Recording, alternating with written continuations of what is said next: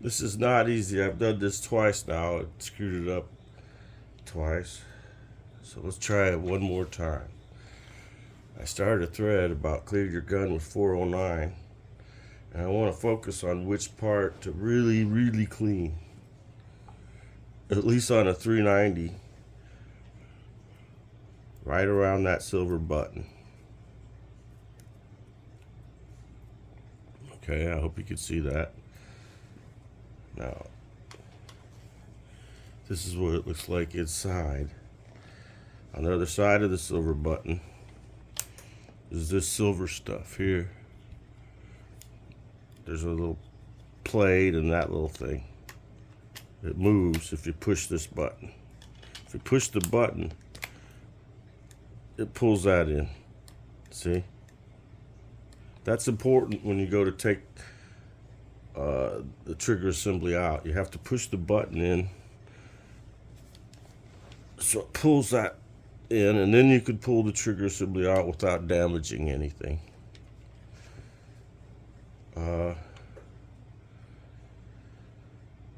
What else does it do?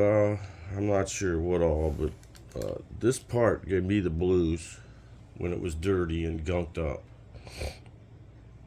I kept trying all kinds of stuff, this spray and that spray and other sprays, and the first thing you do when you get a semi-auto is, well, what do I spray it with to make it work? That's kind of bad thinking. It's not what kind of oil you use, it's what kind of cleaning you do that matters. You could keep putting oil on and putting oil on and putting oil on, and it's just all full of oil, and then the oil attracts the gunpowder residue and makes the problem worse. So if you're a young guy with a new semi-auto and you're wondering how do you take care of it, what spray you use isn't really what matters. Little stuff like I'm telling you does. When you go to clean this, there's a way to clean it where you take it all the way apart, every little piece, and then soak it in a bucket of 409 solution to degrease it. Then you spray it all with air and then wipe it down, and your gun will be like factory fresh clean. With one of these guns, very little lubrication is necessary. Actually, gunpowder residue is slippery a little bit.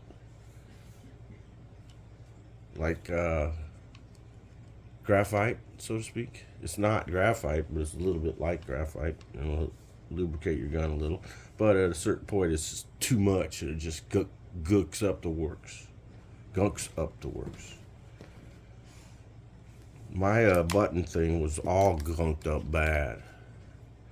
I sprayed it with an air hose around here, and stuff just kept coming out and coming out and coming out. I was like, is it ever going to end? And then that's kind of when I took it apart and soaked it in 409 and got it where it's absolutely clean. And then all of a sudden things started working better. Another thing is this. Hear that nice click? My gun was so dirty that it wasn't clicking anymore. There's a little ball bearing and a notch inside with the spring, and that's kind of what makes it all. And my safety would just slip over on fire. You wouldn't even notice it. I kept noticing it. I'd look over, my gun was, but no click, It was just like you'd knock into it or bump it a little, and it would go on fire. So I, same thing here, blew it out with air big time and soaked it in 409 and got it where it's absolutely clean.